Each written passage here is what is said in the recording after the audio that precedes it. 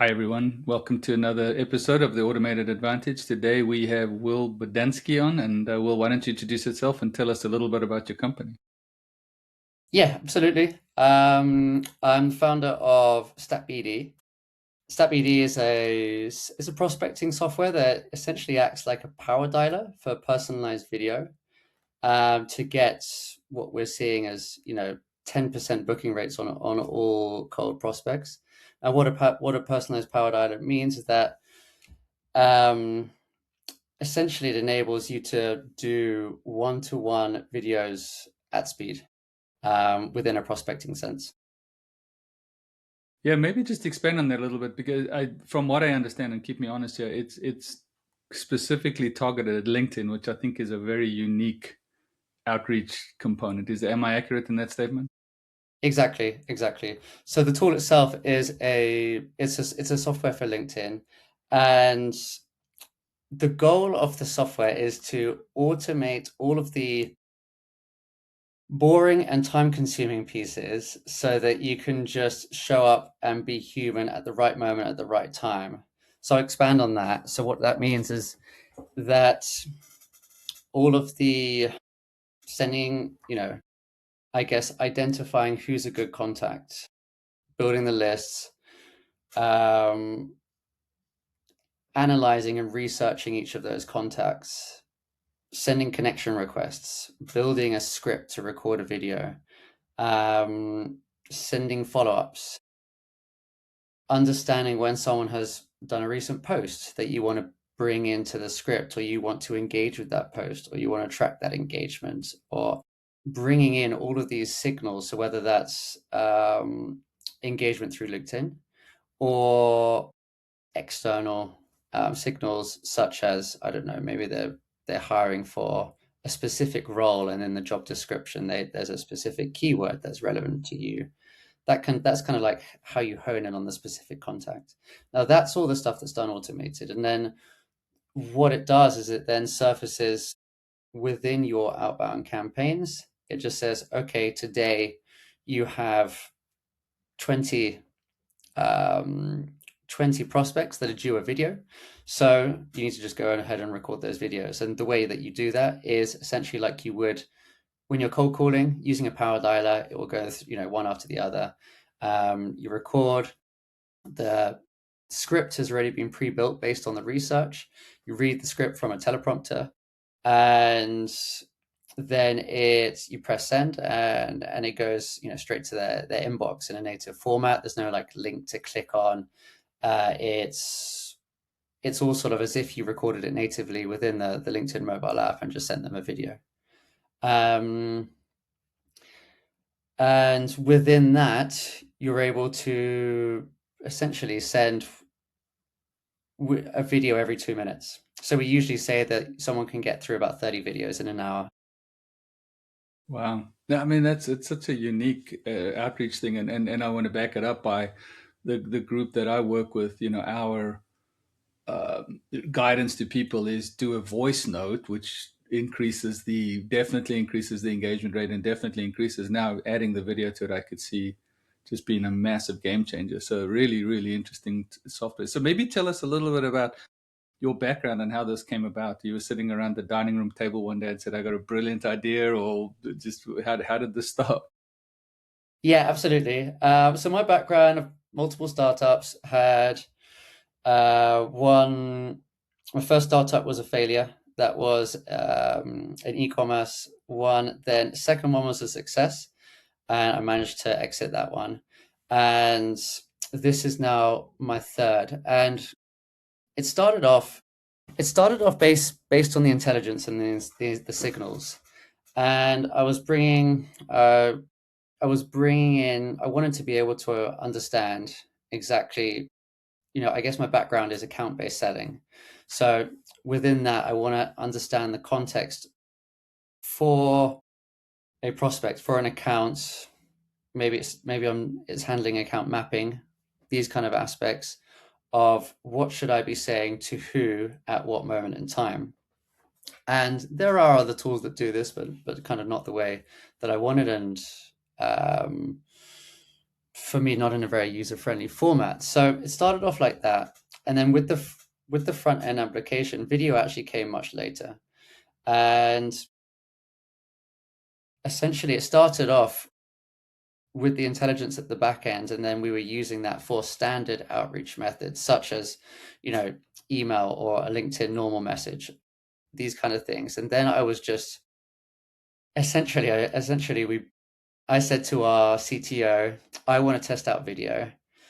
I want to use our intelligence. Let's hack together a front end where I can read from a teleprompter, because I was trying to send videos. It's so difficult. It's so time consuming. Each one was taking me about 30, before I was practiced, probably like 30 minutes. And that would include the research, the script building, learning the script, recording, probably re-recording 10 times because I would forget something, or I'd or I'd in the wrong moment. And you don't want it to be polished, because then you don't want it to be too polished, but you want it to be authentic. But at the same time, it's got to be reasonable. It's got to be a reasonable, good quality video.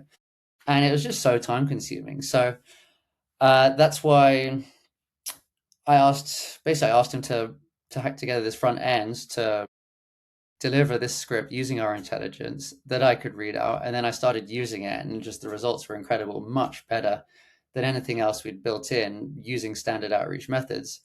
So then we kind of, I guess, pivoted towards video, focusing on that. And everything that we've been doing has been focusing on optimizing for our key metric, which is number of meetings booked per hour of human input. Hmm. So that's kind of how we landed here. And the thing that I find game changing in many ways, outside of all the other obvious things, is I know that if you do a voice message on LinkedIn, you have to do it on your phone.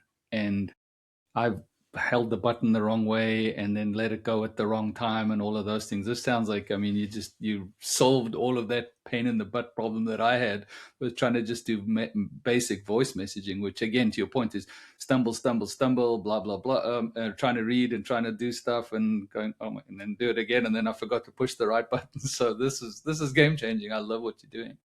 Yeah, I appreciate that. Thank you. Yeah, no, it is. And I guess within each of those different outreach methods, whether it's message or voice note or video, I think the more personal, the more human you get within that, that's what is reflected within those reply rates. So a normal message, low reply rates; a voice note, higher reply rates. There's a human aspect there. Video, even higher reply rates. The human aspect is increased further.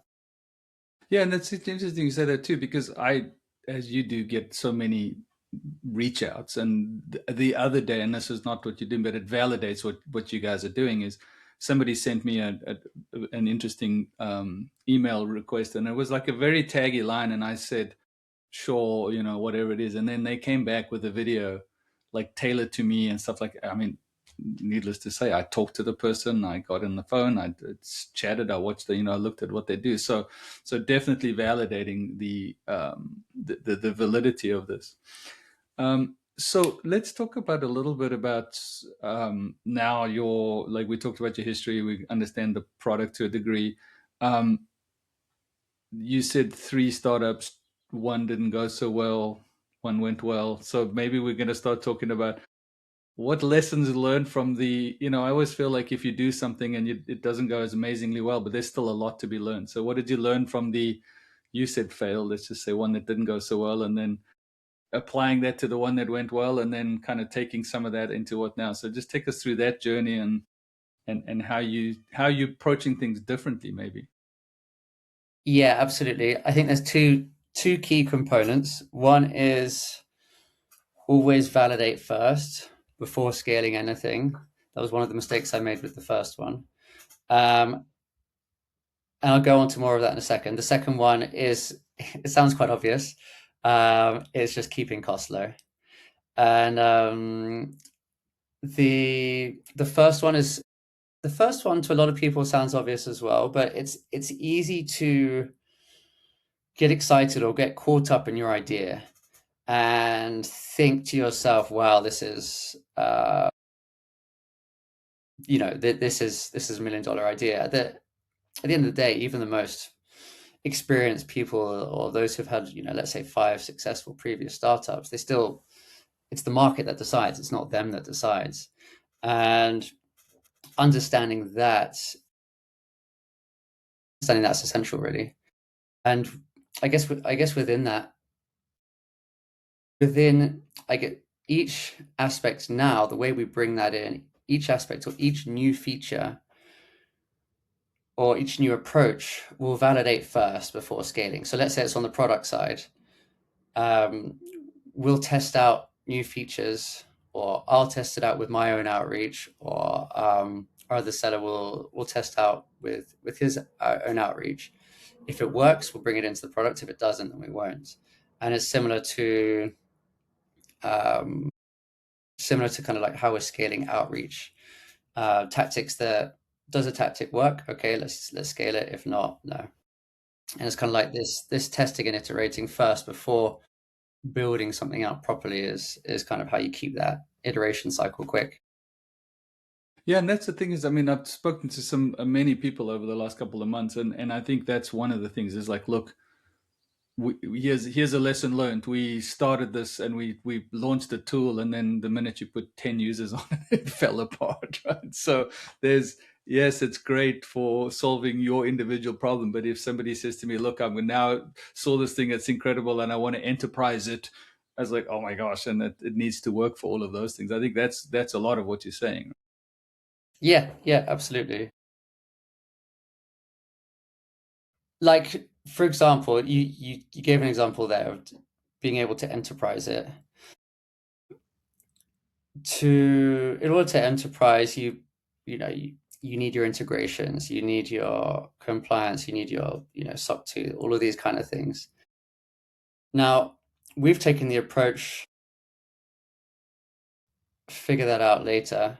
We've also obviously done the minimal integrations that are required for standard sales use, but for these additional ones, that's kind of, it's more, let's validate the product, its use case, the feature set, and then the integrations kind of come after that.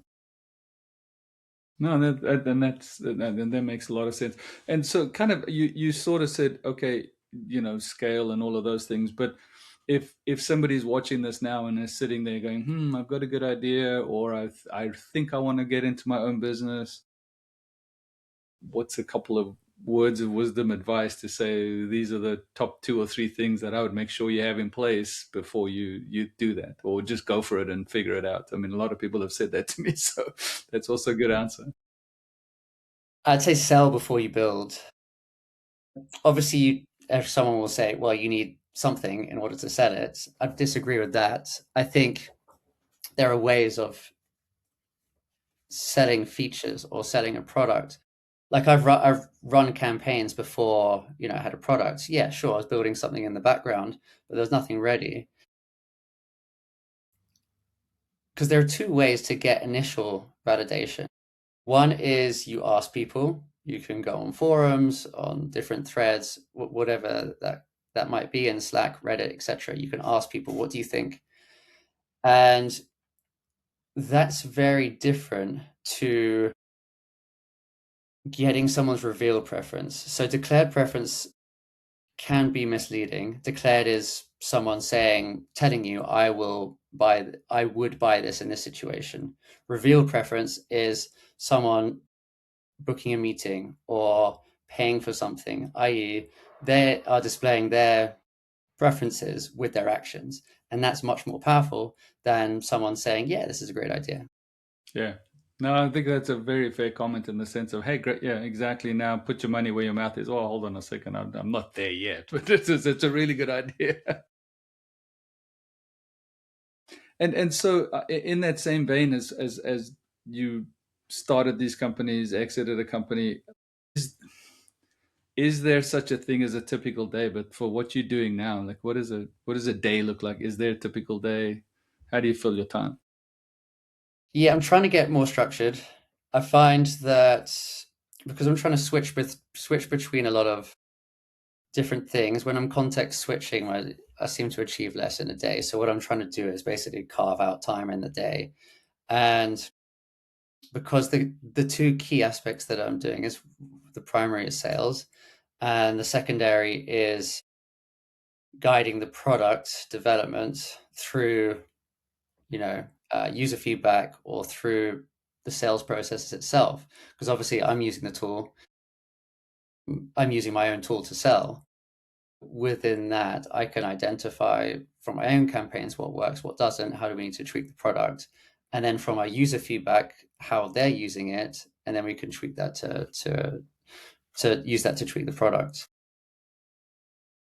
So I'm trying to set aside blocks within the day. So that might be a video recording block, a a product testing block, and then also cold calling block, or sort of HubSpot, or CRM follow-ups. Because obviously we use StackBD for everything LinkedIn, whether that's engaging with people or for our campaigns, the connections, sending the videos, etc. That's all through StackBD. However, we've also found it quite effective to anchor on that and use that and then combine that with phone and email.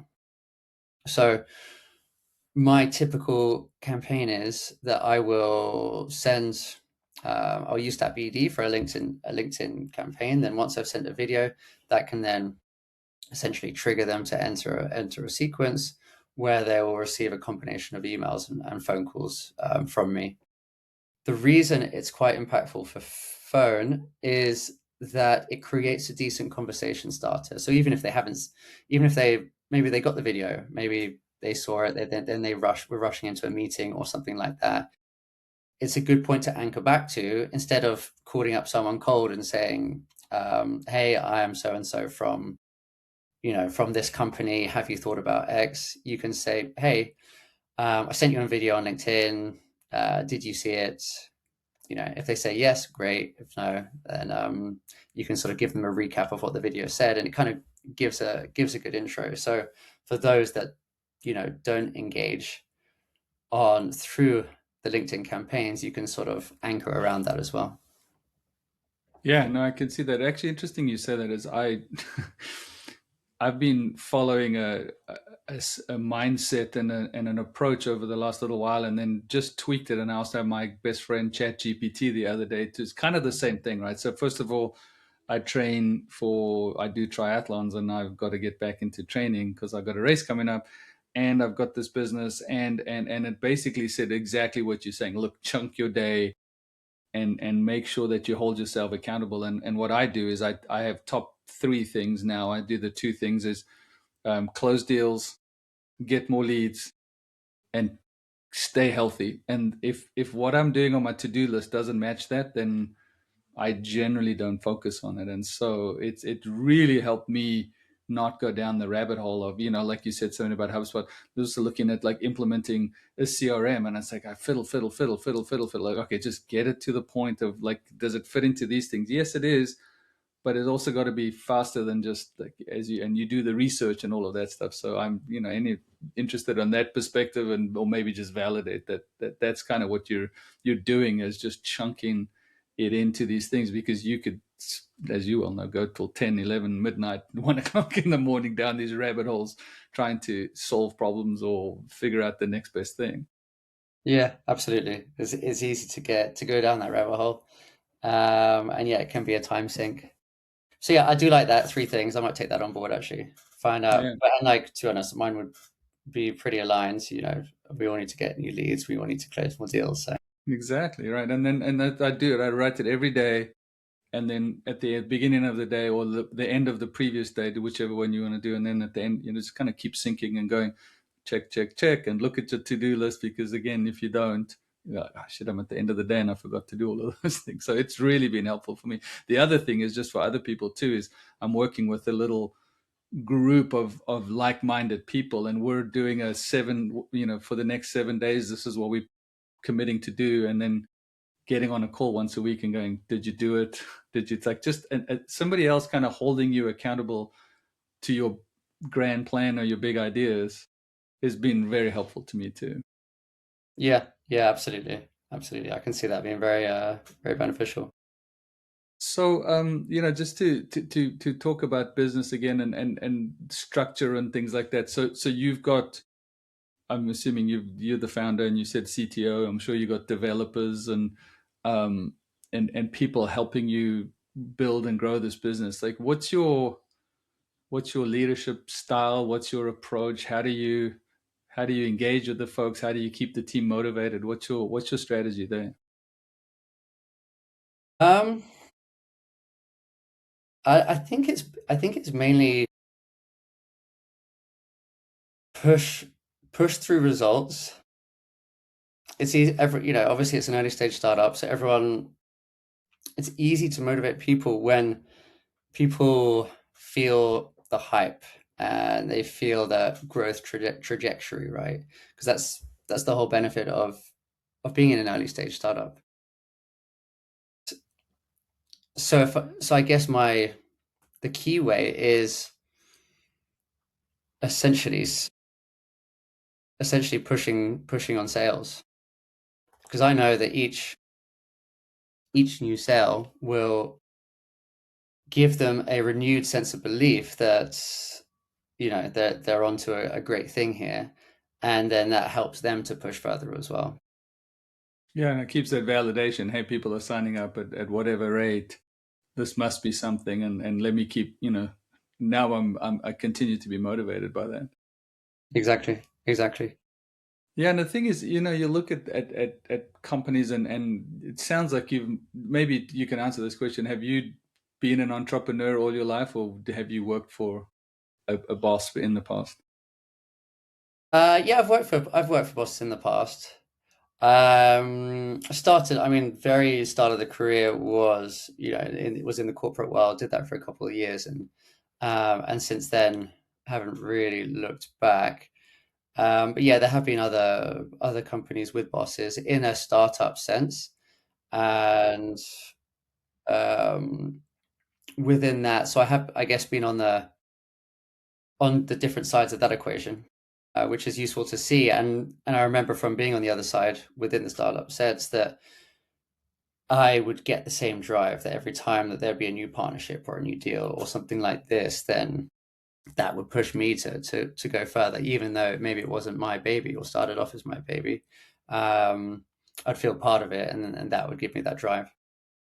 Yeah, and that's actually you make that comment. I was talking to somebody yesterday, and it's like, not to put a negative on it, but maybe you put the positive spin that you just said, right? Is you learn lessons from those people too. Hey, how did they manage? How did they motivate? How did they do things? All, and we always, there's that thing where it's like, I'm never going to be like my dad who did these things, right? I'm going to be different. It's like, is that a valid, like, you've taken lessons learned and then go, there's that one thing I don't want to be like that you change as far as your behavior is concerned.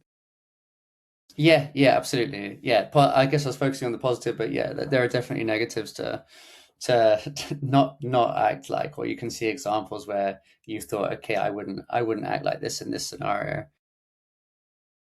You gotta, I guess you gotta, you gotta do that introspection there and understand,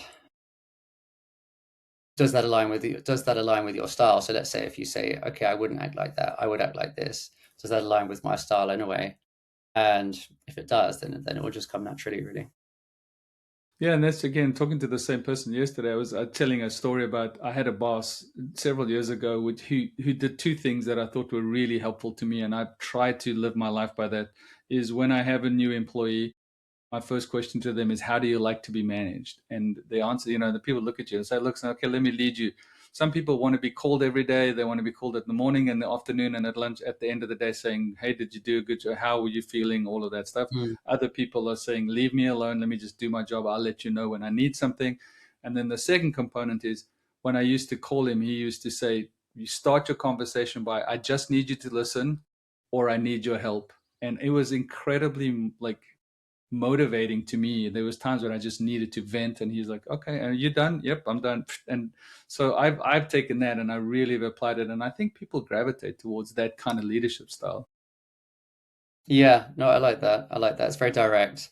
It's not beating around the bush, especially like I guess here that's one of the differences I've found, I guess, between different countries or cultures. Like I've worked in US companies and obviously and I'm in the UK now. So the difference in style is quite different. The US style is more direct and the UK style is generally more polite. So even if you're talking to a subordinate or superior, there's a lot of beating around the bush essentially, and getting to the point, like you said, starting a conversation with two aspects. Do you need my help or do I need to vent? Um, I can imagine that could be really really effective in the UK, especially because it basically gives people the environment where they don't have to, try and find a way around not offending someone or something like that. Yeah, it just happens that it would maybe come as no surprise. He was German, originated from Germany, so there was a little bit of directness to his style. So, and I mean, the thing is in life too, is I mean, I don't know if you're married or not, but I know my wife will do something, and my initial response is, "Hey, you should do this," and she's like, "I don't want you to fix my problem. I just want you to listen to my story." Yeah, yeah, exactly. That's the thing. It's yeah, it's understanding when it's solution time. And Exactly. a lot of the time it's, you just need someone to understand or to go through that journey themselves. Yeah, no, for sure. So we're approaching the end of the time. Tell us again the name of the company, website, promotion you have, how to find you on LinkedIn. Just this is your time. Yep, sure. Company again is StackBD. It is stackbd.com.